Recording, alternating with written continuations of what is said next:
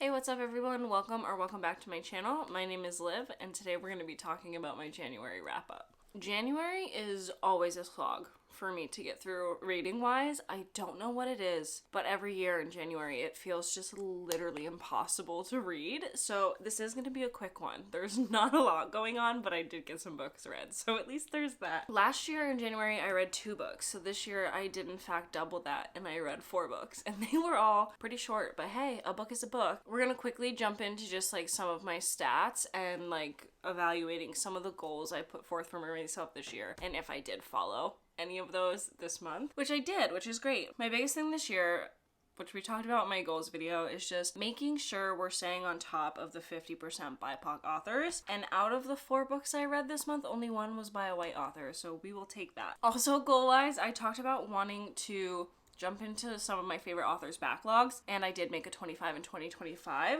I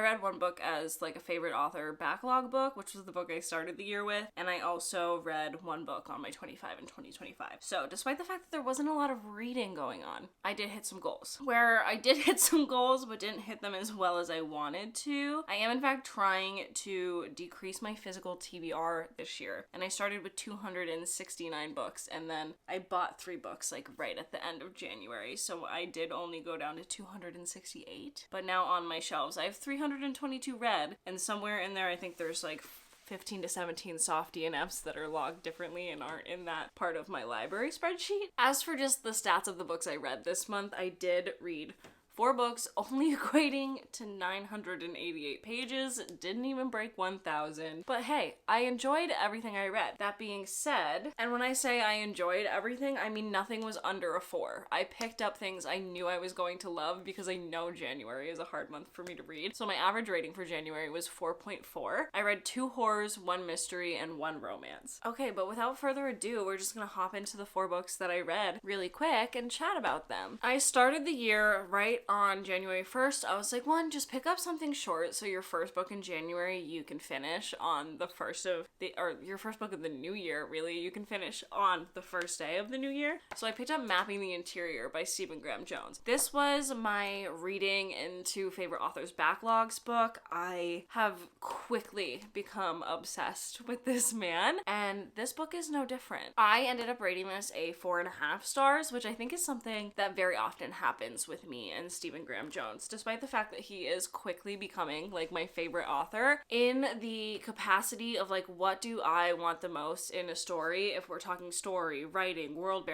building, characters, my top one is always characters. And so unless I like am utterly obsessed with and connected to characters, it's not going to be a full 5 star. That is something I'm trying to put forth into my ratings this year. Like, I think I'm going to think about it like priorities for me would be characters, writing, plot, and then world building. Or not all books have like a full world building setting, so I am still thinking about that, but I want to be more conscious about how I'm rating books this year, and that's a big point. Anywho, what this book is about, I'm not going to tell you much because it's only like 108 pages. But one night, this young boy, he's like 12 years old, his mom and his younger brother are living in this trailer, and his father has passed away when he was quite young, and one night he sees in his trailer a figure in like full Blackfeet regalia, and he's like, I think that's my dad. I think that's my dad.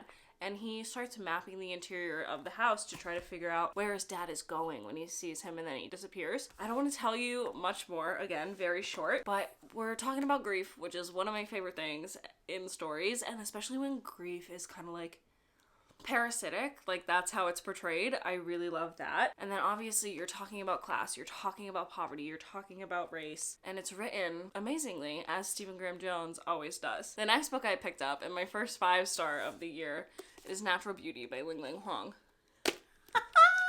I think I raved about this so much in the vlog that I read it in, which just went up on my channel. This is just one of those books that sits on my shelf because I know I'm going to love it, and so I am scared to read it, but I loved it. I literally had to edit out like parts of the video where I was like 80 pages in and realizing stuff, and I was like making predictions, and some of them were true in ways that I did not even like could not understand. Like I just said the exact right word and then that is what happened, but with a complete twist on how it happened. And then there's another part where you're just like, yeah, that's definitely where a story like this is going to be going. But in this book, we are following our main character, and she is a classical concert pianist. When she's like 12, she gets admitted into this amazing conservatory program in New York City, and she's doing just like all of these like bougie cool events and everything, and her parents come to visit her, and they get in a little bit of an accident on their way home, and she never touches a piano again. She's like, I can't do it. Like, my two parents are the ones who taught me piano, and they are what made me what I am, and I simply cannot touch one ever again. And so one day when she's just working her job as a dishwasher, just trying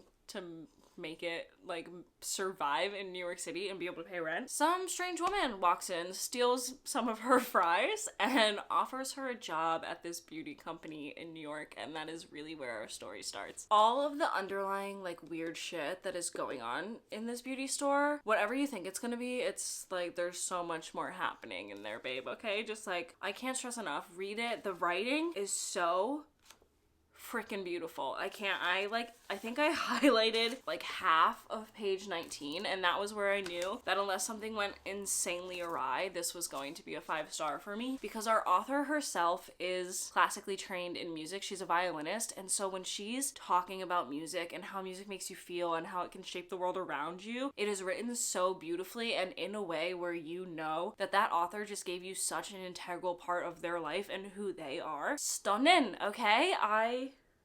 I'm still obsessed thinking about it. Just so many good quotes in this. I think my highlighter almost ran out of ink. It was an amazing time. This was my first 5-star of the year, and I definitely foresee her being in a certain video at the beginning of next year. For my next 2 books, I was like, I just want something easier, fun to get into, so just fun and relaxed to read, because January is just such a slumpy time for me. I don't know what my hair is doing, so we're just gonna ignore that. But the next book I picked up was Lost and Lassoed by Lila Sage. These books have crack in them, I swear to God. I devoured this in one sitting. I remember in my vlog, I was like, I'm pissed that I had to eat dinner. I was pissed that the show me and my roommates are watching together, like we had to watch the next couple episodes. I was like, what if I miss the plot for the next 2 episodes of Lost, and I just keep reading this. This is the 3rd book in the Rebel Blue Ranch series, and I think it's my 2nd favorite. We are following,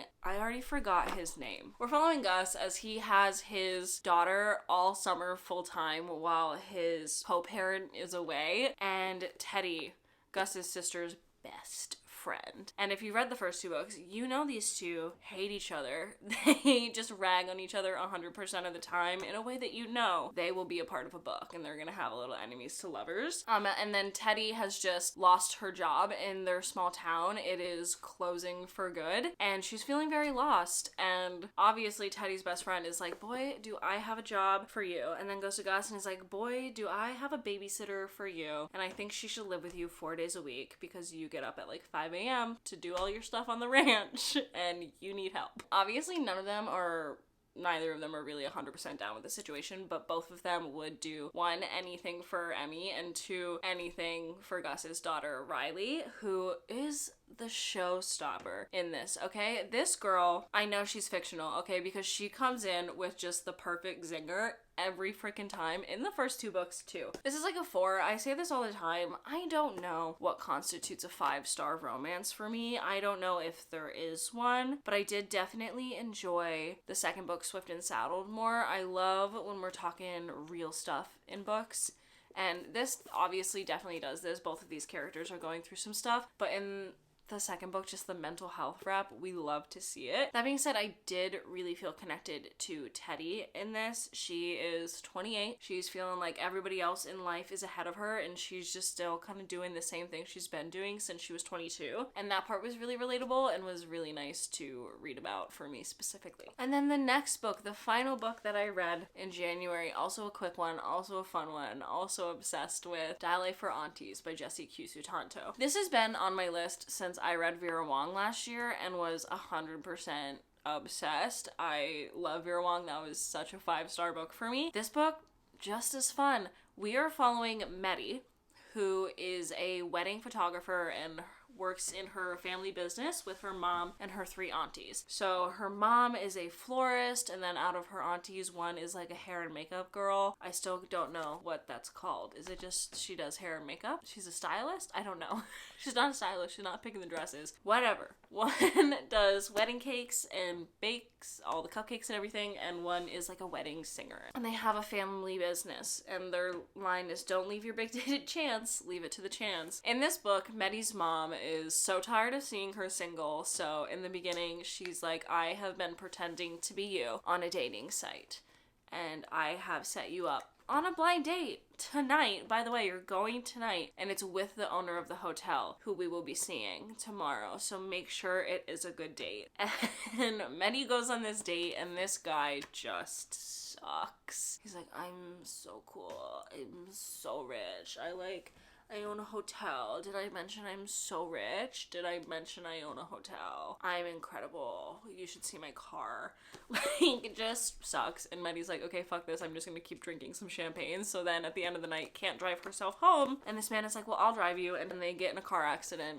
And she is instantly like in shock. She's like, this man is dead. My phone is dead. I can't call anyone. So obviously the logical thing to do would be for me to put him in the trunk and drive home and ask my mom for help. Obviously her mom immediately calls the aunties, and they were like, we got this, okay? We are gonna do this. We just need to put him somewhere for now, because like we have to leave bright and early tomorrow on a little ferry to this little island for this wedding, and like we don't have time to drive into the desert in the middle of the night and dump this body. So we're gonna bring him to the bakery. We're gonna leave him in one of the coolers that isn't going to the wedding, and we'll deal with it when we get back. Fast forward to the next day, and the little apprentice at the bakery was trying to be so helpful. She got everything on the boats. Everything is there at the island, including the cooler that this man's body is in. And then they just spend the entire wedding, like weekend at Bernie's, with this corpse, trying to hide it from people and keep it out in one of those ridiculous ways where you're like, you're doing everything wrong, and the fact that you are not getting caught is insane. And it was so fun. It was so good. I definitely liked, it's told in 3 parts, I believe. I like the last 2 better. The first one had flashbacks to Meddy's college days, because it's like a second chance romance with her and the real love interest who comes in, and I just like didn't love the inner monologue of the college kid, and I'm like, maybe like that's just Jesse Q Sutanto doing it right, like that is what a college kid would sound like. But like I was reading it and I was like, girl, did you just say that? Like, is that what we were just talking about? But the latter 2 halves definitely made up for it. Again, like, I loved Weekend at Bernie's as a child, so like seeing it in a book like this was really fun. And though it gave me a lot of the same vibes as Vera Wong is a 5 and this is a 4, because Vera is all about found family and this is all about Meddy and her family, and they're great in that way together, but I just love a found family a little bit more. I don't know how I've been somehow talking for 19 minutes because it was the only these 4 books, but that is all for my January wrap up. I want to know what your favorite book of January was. Let me know. How many more books did you read than me? Because I was struggling. But February has already started a lot stronger, and in not too long you will see a 24-hour readathon from me. So we're moving up in the world, okay? We're doing it. Thank you guys so much for watching, and I will see you soon with another video. Bye! Ooh, baby, I love the way every day. Eddie and Olivia is gonna fucking throw up when she hears that.